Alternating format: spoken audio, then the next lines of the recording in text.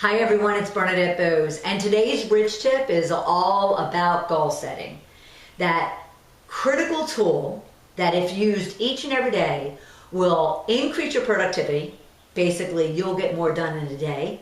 It'll increase or improve your effectiveness of whatever it is you're working on at work or at home, and it will enhance your success rate, your ability to actually achieve the goals that you're working on. So if you can learn this tool and if you can embed it into your everyday routine, I guarantee you within just the first week of using it, you will greatly improve your success rate in whatever big or small goal that you have.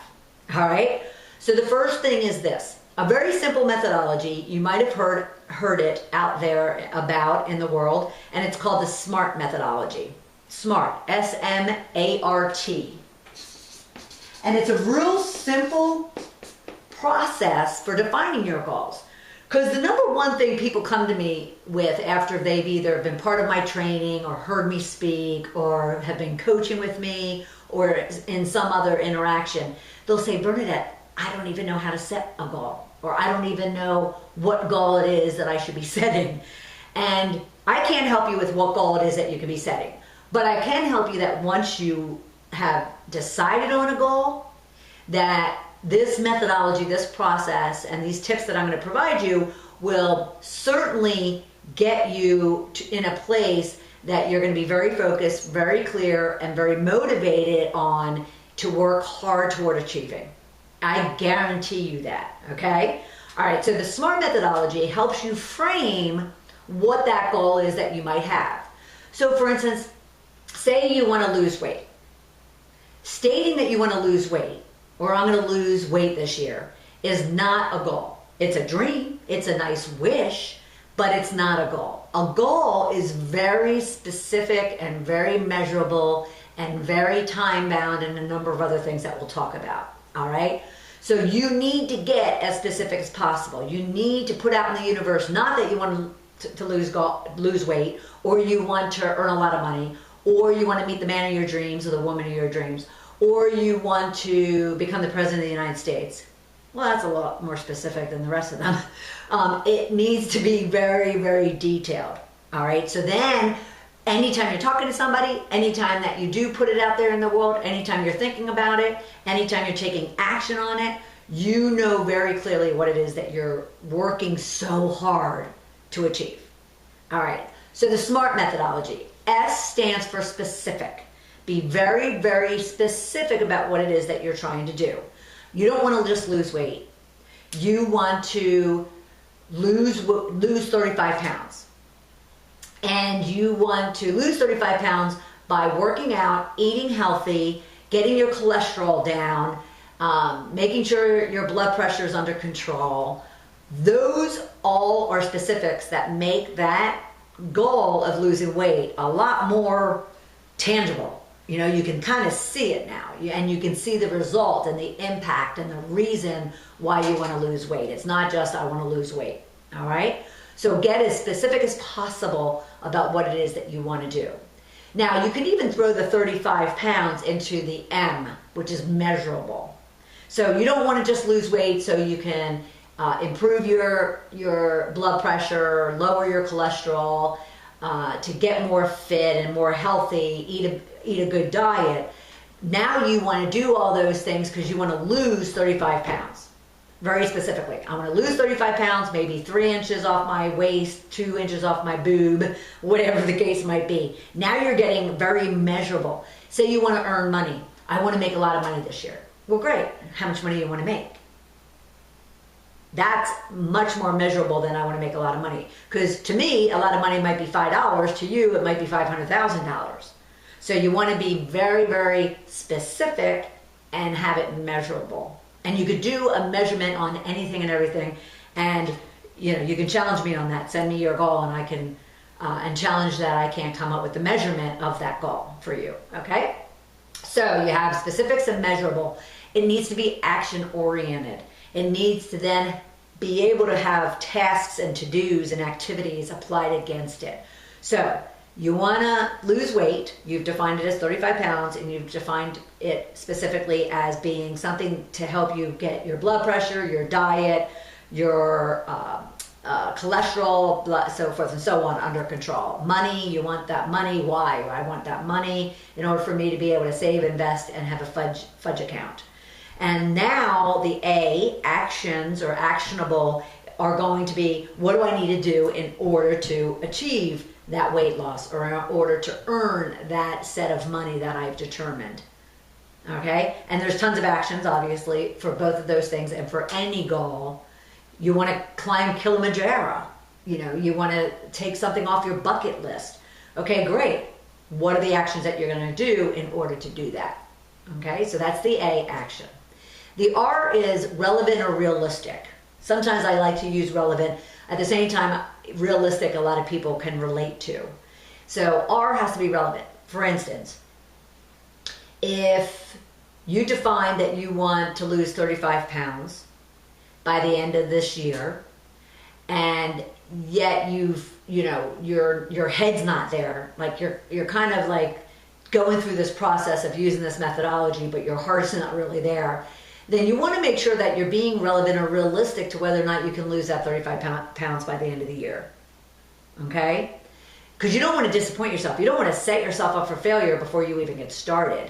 Same with the money. If you want to earn $100,000 so you can save, invest, and have a fudge account, that might be realistic if you're already earning something similar. Now you want to just up it to $100,000. But if you earn $20,000 right now, what are you going to do, and what's changed, what's different to where now you think you can earn $100,000 before the end of the year?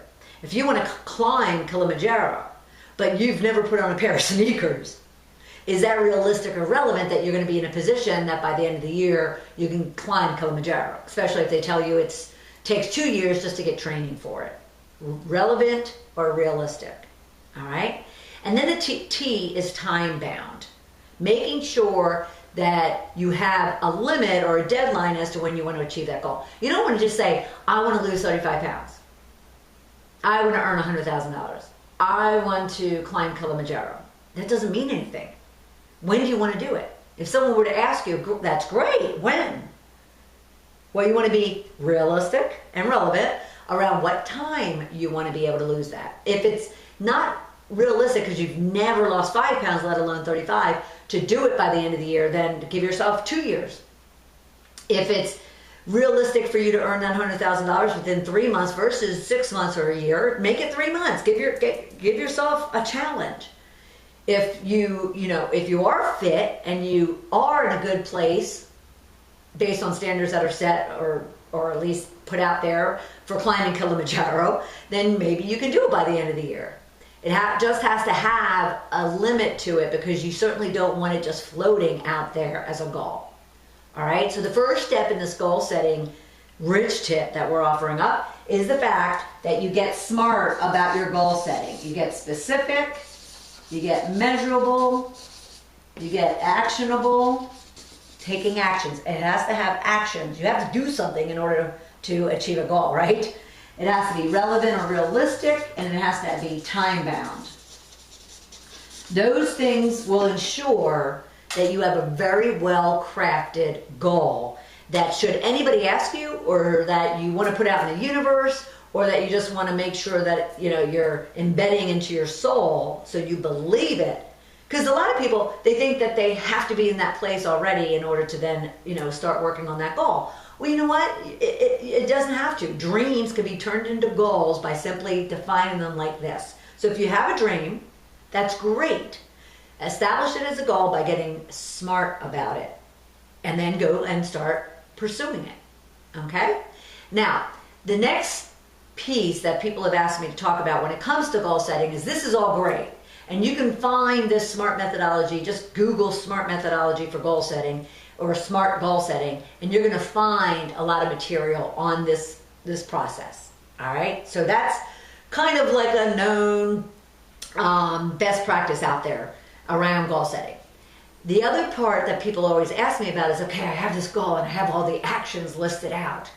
I just don't know how to get my head around then actually taking the action and pursuing that goal. And that's what I'm really, really good at. So I want to help you with that. Okay, so here we have our SMART goal, and we're going to lose 35 pounds by the end of the year. So that's my measurable goal, and I'm going to do it through the gym and through fitness and health and calorie counting and a number of other things. All right. So what I like to do is I want to make sure this is going to get captured properly. Okay. What I like to do is I like to set that yearly goal. Now, the one thing I immediately do after I set it for a year is I bring it down to a month immediately, because I don't know about you, but I set a yearly goal and say it's February or even January 1. I sit there and say to myself, well, I got 12 months, so maybe I'll wait a couple months. Can you relate to that? Maybe I'll wait a couple months because then I'll have 10 months left, and then it's 6 months, and then I'm like, okay, I can still wait because I can lose 35 pounds in the next 6 months. So then I kind of continue to push off. Next thing you know, I haven't made my goal. Can you relate? So, as a result of that, I still like to always know when I kind of kick in and welcome in the new year that I have my next year already defined. Yet, what I'm going to do with that next year goal is I'm going to break it down to having just to look at a month. What do I want to accomplish this month? So I take it from a year to a month. So I say, okay, I want to lose 35 pounds by the end of this year. If I were to divide that by 12, that's 2. But I really want to get 2. That's close to 3. Math was never my best subject, okay? So I need to lose 3 pounds a month, but I am just really psyched up and I want to get a jump on things. So I'm going to target 5 pounds this month. Okay? So I define my month is 5 pounds. But quite honestly, there's a lot of days in the month. And all I really want to focus on is this week. What am I going to do this week? Because what is the statistic? With the number of people that get a gym membership on January 1st or out of it by, end of March. You know why? Because they had all these big goals and all these big dreams that weren't realistic, and what we talked about with the SMART methodology, they didn't have it defined, it wasn't actionable, or they didn't take action, and therefore they've lost momentum, they lost focus, they lost, all their energy behind it. I don't want you to do that, all right? And if you follow this process, you won't do that. So now we have this month, and I have 30 days to accomplish it roughly. And yet that's still a little bit too opportunistic to get lazy. So now I'm going to break it down to a week. And I tend to look at things in a week. Weekly calendars, week at work, so forth and so on. That's a digestible amount of time to set a goal and stay very focused and motivated that by the end of the week, if I make it, woohoo, I can party. If I didn't, I got 3 other weeks to make up for what I wanted to do that month. Right? Nice way to look at it. So now for the week, I just determined that of that 5 pounds I want to lose this month, I'm going to lose 2 pounds this week. Okay, so that gives me an opportunity to jump on it, do it in a very realistic, healthy way. And should I falter a little bit, I have 3 other weeks to make up to get to that 5 pound for the month. So I have my weekly goal. Now, I talk a lot about the fact that you literally want to take that goal and now you want to look at your week and look at it by day of what are all the tasks and activities you need to do in that given week in order to accomplish the goal. So the next thing I would tell you to do is to make the laundry list of all the things that you need to do in order to accomplish that goal. And you're looking at it purely by the week. Okay? Now, we talked about over here that it has to be action oriented. So now I'm putting that A into motion. So now I have my journal or a legal pad, and I'm listing out all the things that I need to do. Don't take it for granted that you know. And don't take it for granted that it's just going to be, that you have to work out, you have to go to the gym. No, let's say you have to work out, you have to eat right, and you have to track calories. All right, but those 3 things can be broken down into a lot more tasks that you have to do. So for instance, eating right, well, that means that you need to go to the grocery store. You might need to go to the produce market. You might need to go and get gym clothes, buy a pair of sneakers. So could be a lot of little tasks within the bigger tasks that you actually need to do. So you want to make a laundry list of all the things that you're going to need to do in order for you to be able to achieve even that weekly goal. So if the money, you want to earn $100,000 for the year, you say that it's a salary. So, now you don't earn $100,000 today, you only earn 70, and yet your skill set will allow you to get to 100, but you have to find that job. So what are all the things you're going to need to do to find a job? It's not just picking up the phone. You might need a resume. You might need to get career counseling. You might need to spend time researching and Googling the companies and the jobs that have that $100,000. You want to make sure that you're identifying all the different tasks that you need to get done in order to contribute to that goal. All right?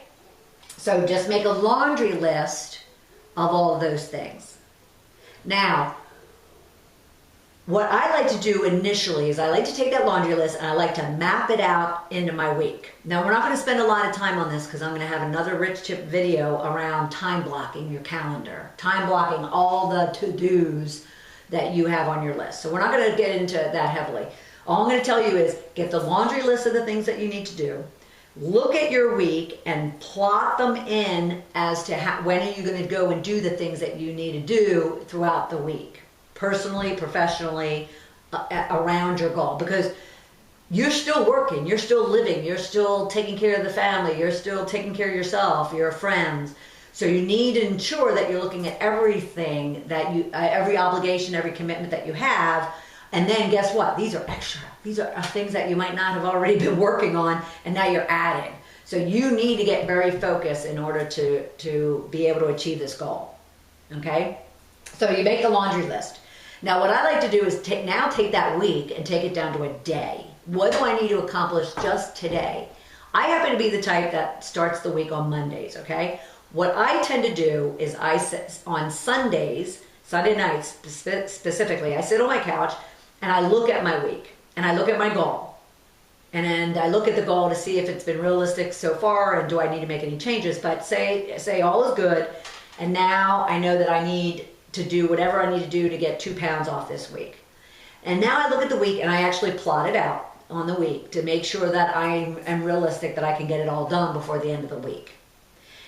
Then what I do that Sunday night, then Monday morning, and every day throughout the week, every day, I'm then waking up, I'm taking that long list of to-dos, and I'm identifying the 2 or 3 things in the day that have the greatest impact on my goal, and making sure I only focus on those 3 things. Okay? So now I've taken my year down to a month, down to a week, and down to a day. Because I can really feel really good about myself, or I have a lot of time to make up for whatever I might not get done in a day. But as you look at the week and the month and the year, it might get a little bit discouraging and overwhelming. So looking at things one day at a time, take it one day at a time, the old saying, is very applicable here. And it is a really good way of ensuring or at least increasing your probability of success if you just look at it one day at a time. Because guess what? You've defined your 3 things that you need to do today. Say you only get one of those 3 things done. Guess what? You got 33% of your goal accomplished. And you can then look at tomorrow and look at what you didn't get done and see what you need to do for the rest of the week. That is much better than having 100 things on a list of which you don't get any of it completely done, or you only get 3 of them. Then it's only 3% of the 100. I'd rather go for the 33%. So if you take your goal from a year to a month to a week and then down to a day, define 3 things out of the whole laundry list of things that you need to do to accomplish that goal. Pick 3 things a day to focus on. then go ahead and go and start pursuing and acting on those 3 things. And even if you would only get one of those 3 things done, you're that much further along than you probably were yesterday. Okay? So goal setting. It is a smart tool to use in order for you to improve your effectiveness, increase your productivity, get more things done in a day, and to raise the certainty of you achieving your goal. So that is our rich tip around goal setting. And of course, come back again, because we have rich tips to cover just about anything that you need from business and life. Thanks, everybody.